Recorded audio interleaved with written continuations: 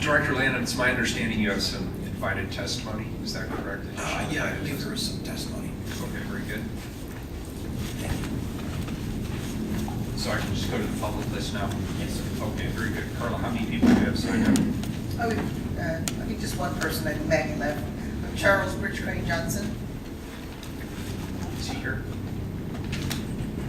I don't see him. Very good. Any further comments, colleagues? Is there a reason we're not doing this? Is an emergency?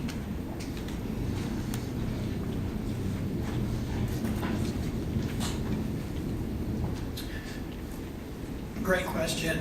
There's some irony here, given the long history that you were talking about, Commissioner Fish, and understand we want aggressive enforcement, but we do need a little bit of time. We want to give the platforms the usual second reading in the 30 days. I had conversations with Airbnb and HomeAway about compliance.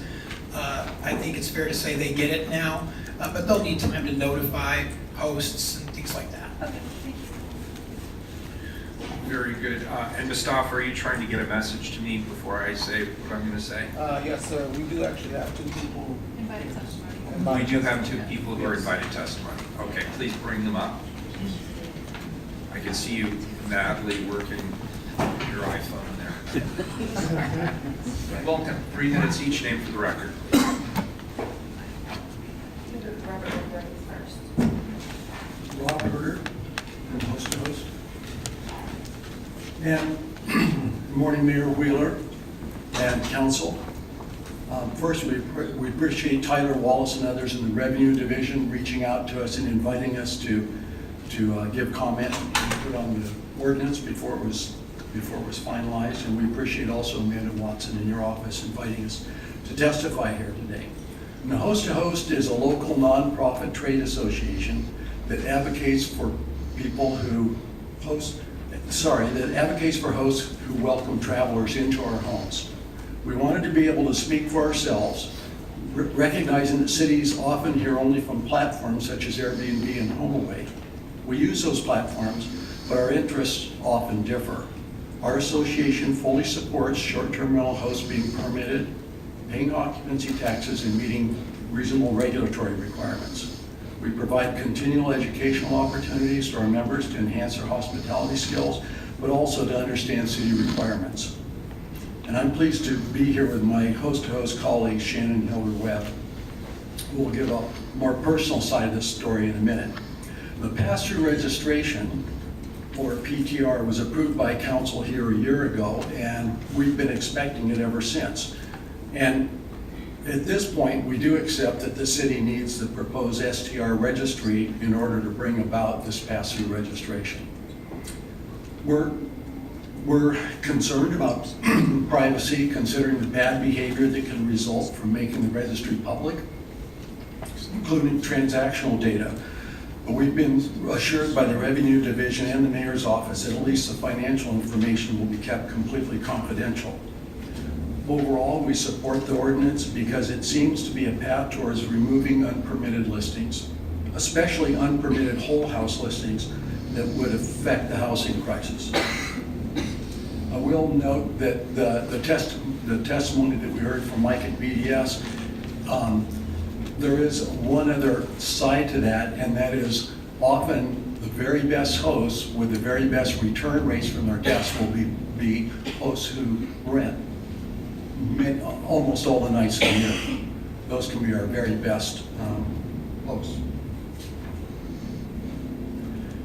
Host to Host supports reasonable regulatory controls of the short-term market, and to that end, we'd like to take a minute to address two short-term rental issues that don't depend on the registry or pass-through registration, but they're relevant. First, a regressive per-night fee was created a year ago by Ordinance 189-031. We testified at the time that assessing this $4 a night tax as a flat rate fee would create a discriminatory hardship for the home sharers with the least expensive listings. Mayor, can we extend an extra minute or two? Let's go, because I'd like to hear what you have to say. This is invited testimony anyway, so Carly, you don't need to time it. Since August 1st, 2018, a traveler considering a $40 a night listing faces 25% in occupancy taxes. And it's probably the highest in the nation for any hospitality provider. The highest occupancy tax rate in the country should not be assessed on the lowest earners in Portland. We're proud that we're impacting the Housing Investment Fund. We still don't think that short-term rentals among hospitality providers in Portland should be shouldering this alone. But either way, we don't want to accept the regressive aspect of the fee as being permanent.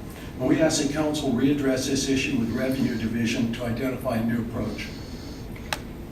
Second, we want to bring to your attention the conversion of long-term housing to hotel space. This admittedly is not a topic that we're well versed in, but entire floors of some apartment and condo buildings originally constructed for long-term housing appear to now be operating as short-term rentals. We wonder why the city would allow this type of conversion, or at least why it might be done easily or quietly in the midst of this housing crisis. And if there's not a formal, transparent policy governing these conversions, we recommend that one be developed. And now, I'd like to ask Shannon to personalize the story. Sir, before you do, can I just say, thank you, A, for being here. I remembered your other testimony. Thank you for the clarity of your testimony, and I appreciate your focus on privacy concerns, which I think is very important. I do recall you objecting to what you previously also referred to as the regressive per night fee. This idea of converting floors of a building to short-term, we saw that at the Burnside Bridgehead in the yards, and I'm glad you flagged that issue again, because that does not seem consistent with any of our rules. But you referred to your support for reasonable regulations, and I guess it's important, since you represent the operators and you're independent of industry. Is it the view of your organization that the city's current regulatory framework is burdensome? I don't know that I've heard that. That's all I need. Thank you very much. Thanks, Mr. Hurd, we appreciate it. Good afternoon. Thank you for your time. My name Thank is you. Shannon, and I just thought I'd share a little bit about how I got here. I began hosting in 2012 when I was starting a small business that was high risk. It was called Green Zebra Grocery, and at the time I wanted a safety net, and hosting became an option for me that I felt was going to be a safety net I needed. As you know, Green Zebra has grown to be a solid local business supporting the community, and while I remain an owner, proud owner, I've also ventured out as a consultant to help grow other local makers and grow their small businesses as a consultant. And hosting has been able to help me weather those lean times in both of those businesses to help keep me going. I would also like to state that it's afforded me opportunities to give my time to the community in a volunteer capacity. I've come before you in support of Macadam Ridge. That was a 5-year operation that was extremely time-consuming, that this hosting allowed me to make those decisions to give to that neighborhood association, my neighborhood association. I also gave my time to the Sorrel neighborhood and their land use concerns. I'm an active member on the Sweeney Coalition, and this is one of the things that helps me. I also recently had a health issue that made me bed bound for 2 months, and I was only able to pay my mortgage because of this auxiliary income. So for me, I've been involved, like I said, since 2012, and I've always been a supporter of legalization. And I became connected to the people who founded Host to Host early on, and it was through that organization that I learned the single greatest population of hosts are older single women looking to augment their income from the retirement so that they can keep their homes and age in place. And that ignited me to organize the group to come before you last summer when we testified. It was during that testimony where we asked for a voice and a seat at the table that Amanda Fritz so lovingly suggested that we have a board seat at Travel Portland. And I can tell you that I occupy that seat proudly since January. And while that relationship is in its infancy, I've already seen the dramatic impacts it's had for both of our organizations and how we've been sharing about the travel industry as a whole that we may not have been privy to in the data set, and we've been sharing with them our expertise in our segment of the industry as short-term rental hosts. So Jeff and his team has been overwhelmingly welcoming, and as an example of their support, they are now lending marketing support to an organization called FabStays. FabStays is a new LGBTQ-friendly short-term rental platform that shares those hosts collectively from all platforms that offer the community a safe place to stay. This organization is based in Florida, highlighting short-term rentals all over the world, and has selected Portland for its national launch this month. Because of Host to Host and because of our members' overwhelming support of this community. We are primarily an education-based organization, and we strive to have responsible ambassadors for the city and our communities. Travel Portland has provided, and Airbnb has sponsored opportunities for our hosts on civil rights, implicit bias, racial equity training that hundreds of our hosts have attended. Our organization is growing, and we are continuing to engage our hosts with best practices, community engagement, and monthly meetups. This summer we have a planned panel on homelessness and engaging stakeholders to bring holistic perspective to the sensitive and complicated concern facing our city. We are also committed to highlighting a local experience for our guests, and we are launching a local guidebook that shares the best of the best in our city beyond the 15 neighborhoods commonly marketed to. We have 94 neighborhoods, and our hosts are in most of those neighborhoods, so we're sharing the businesses from all of them.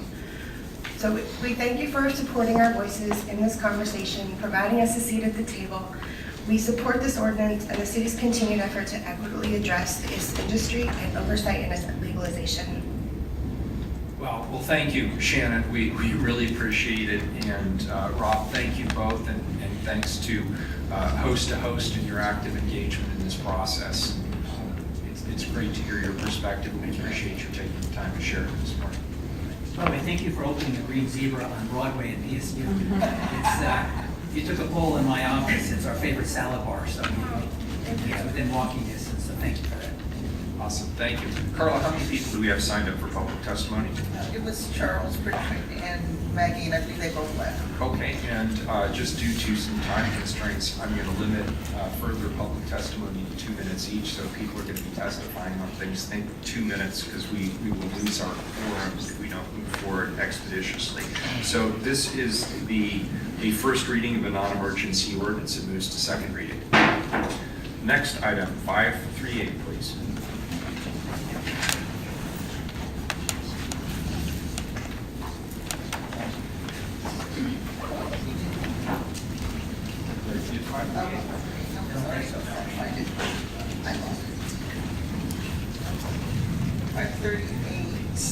Accept bid of Just Bucket Excavating Inc. for the North Greeley Avenue multi-use project for $1,334,193.